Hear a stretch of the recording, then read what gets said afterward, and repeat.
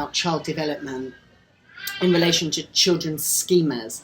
This word is usually used to describe patterns of children's repeated behaviour, which they use to express their developing ideas and thoughts about the way that the world works. And they do this through their play and through exploring. So, for example, babies and young children can often be observed repeating patterns, for example, dropping things from their high chair over and over again, from their buggy, from their cot.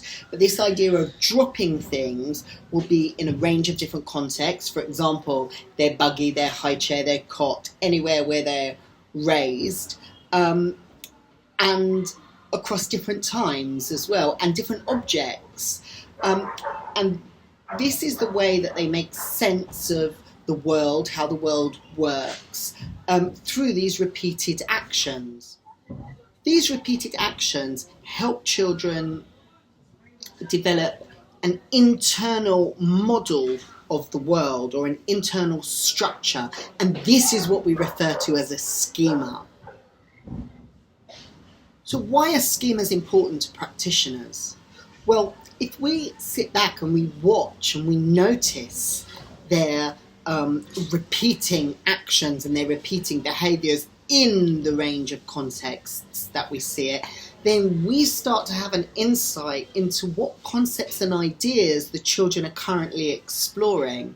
And why does that help us? Well, then we're able to respond, provide resources, provide adult-initiated activities, and set up and develop the environment in ways which will support them to continue and expand their exploration of these ideas and concepts.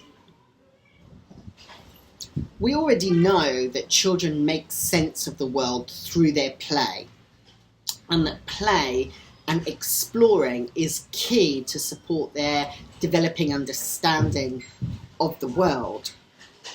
And it is through their repeated patterns, their schematic play patterns, that the children are able to integrate their existing knowledge about how things work with new knowledge in order to solve problems through the mistakes that they're making, the choices, through the decisions that they make.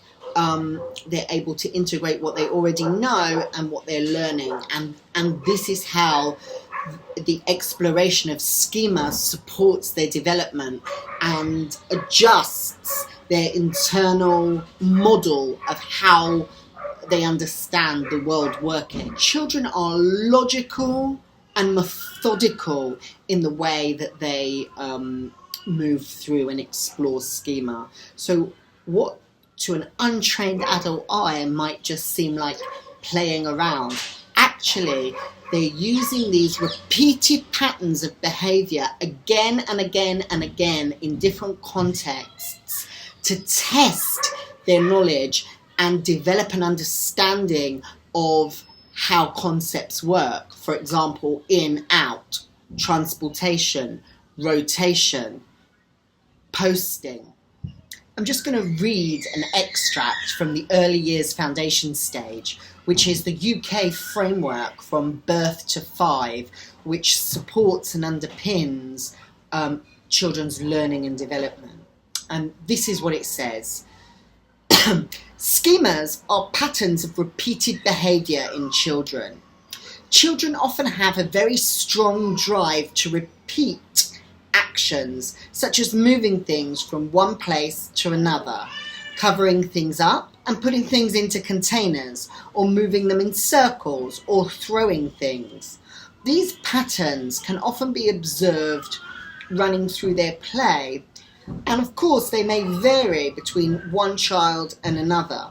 And if practitioners build on these interests, then powerful learning can take place.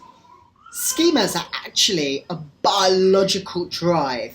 We're born with the desire and the ability to construct and make sense of the world through this notion of internal models or thinking about how the world works. So this idea of schemas manifesting in children's play is something that can't be avoided. It is biological and innate. However, it is definitely influenced by social and cultural experiences. For example, if children don't have the materials and resources to explore a particular schema, then it will be unlikely that that would show in their behaviours. So it's important that as practitioners we make sure that there is a rich resource of available materials and resources that will lend themselves across the schematic behaviours in order for children to explore, develop. And when we observe specific schematic behaviours in children, we can increase the resources that are relevant and will support the exploration of a specific schema. An experienced practitioner can observe through children's play and see children exploring different schema.